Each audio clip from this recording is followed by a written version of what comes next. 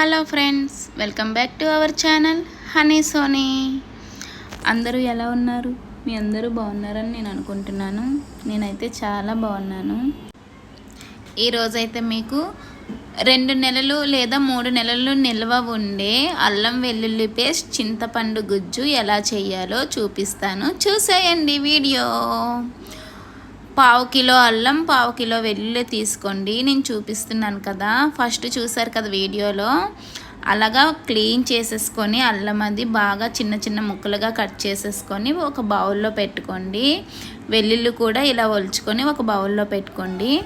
అది కొంచెం ఇది కొంచెం మిక్సీ జార్లో వేసుకొని 1/2 టేబుల్ స్పూన్ పసుపు, 2 టేబుల్ స్పూన్స్ ఉప్పు వేసుకొని చిన్న గ్లాస్తో కొంచెం వాటర్ వేసుకొని ఫైన్గా పేస్ట్ చేసేసుకోండి. చూపిస్తున్నాను కదా అలా.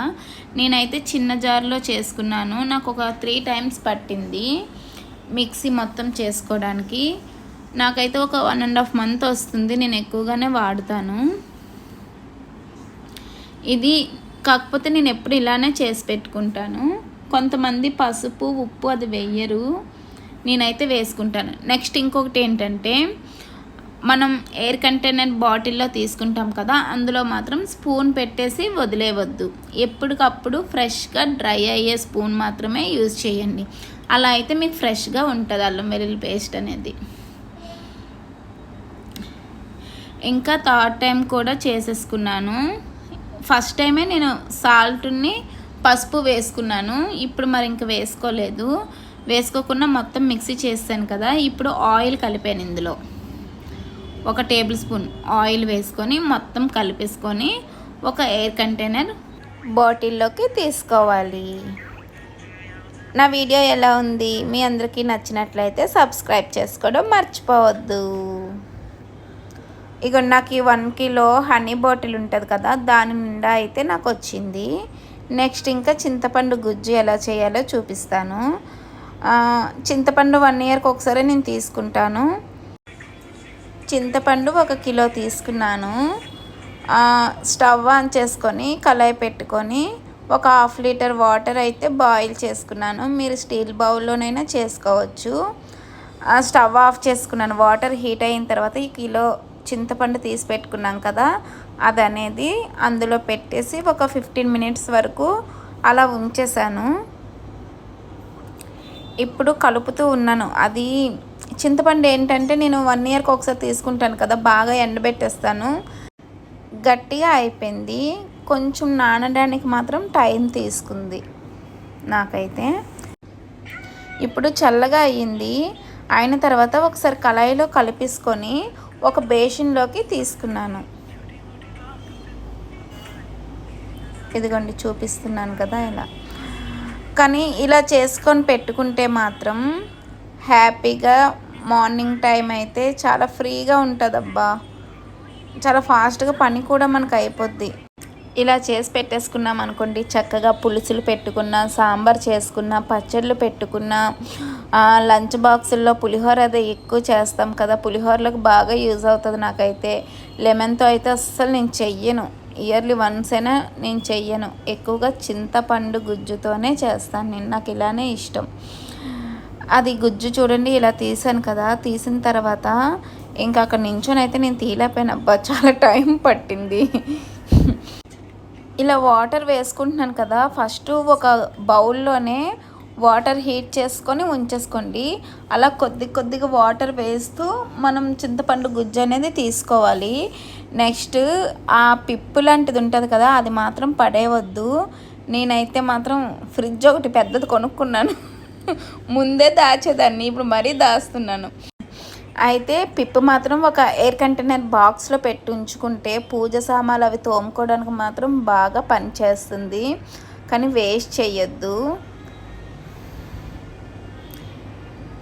ఇంకా అలాగే ఇక్కడ చేస్తున్నాను కదా, చెప్పాను కదా నించొని చేయలేకపోతున్నానని. ఇంకా నెక్స్ట్ కిందన కూర్చొని ఇలా కలుపుతూ ఉన్నాను. ఏదో ఒక పూట పని అనుకొని ఇలా చేసుకుంటే మాత్రం 3 మంత్స్ హ్యాపీగా గడిచిపోద్దబ్బా, కష్టం అనిపించదు. చూసారా ఎంత క్లీన్గా చేస్తానో, అస్సలు విడిచిపెట్టనులేండి, ఏది వేస్ట్ చేయను. కానీ ఇగోండి నాకైతే ఈ పిప్ అనేది మిగిలింది. ఇప్పుడు అదనేది ఒక బాక్స్లో పెట్టేసుకొని నేను ఫ్రిడ్జ్లో పెట్టుకుంటాను. పూజ సామాన్లు అవి క్లీన్ చేసుకునేటప్పుడు కొద్దిగా తీసుకొని అలా క్లీన్. ఇప్పుడు ఒక 50 గ్రామ్స్ అల్లం, 50 గ్రామ్స్ పచ్చిమిర్చి తీసుకున్నాను. తీసుకున్న తర్వాత ఆ చింతపండు గుజ్జులో ఒక పిడికిడి కరివేపాకు వేసేసుకున్నాను. వేసేసుకున్న తర్వాత ఇప్పుడు పచ్చిమిర్చి ఉన్నాయి కదా, అవి ఇలా కట్ చేసుకున్నాను. అల్లం కూడా క్లీన్ చేసేసుకొని పైన స్కిన్ తీసేసి చిన్న చిన్న ముక్కలుగా కట్ చేసుకొని అవి కూడా ఈ చింతపండు గుజ్జులో వేసుకున్నాను.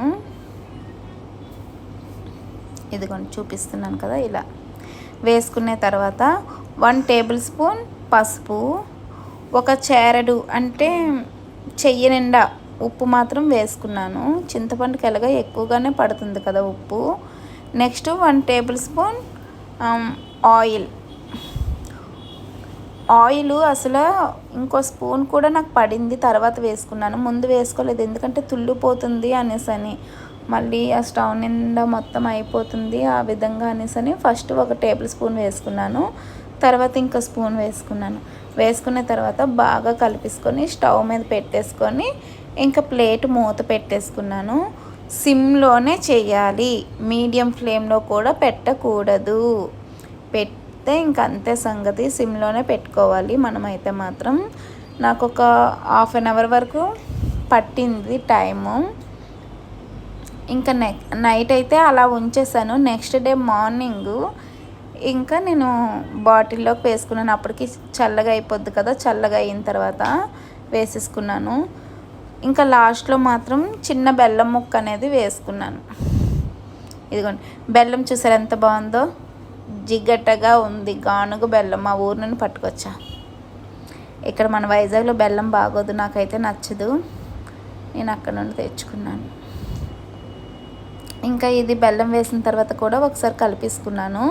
కలుపుకునే తర్వాత నైట్ అంతా ఇంకా అలాగా ప్లేట్ మూత పెట్టేసుకొని ఇంకా అలా ఉంచేసుకున్నాను. మార్నింగ్ టైంలో ఒకసారి కలిపేసుకొని అప్పుడు నాకు ఒక 2 బాటిల్స్లోకి అయితే వచ్చాయి, తీసేసుకున్నాను. ఇంకా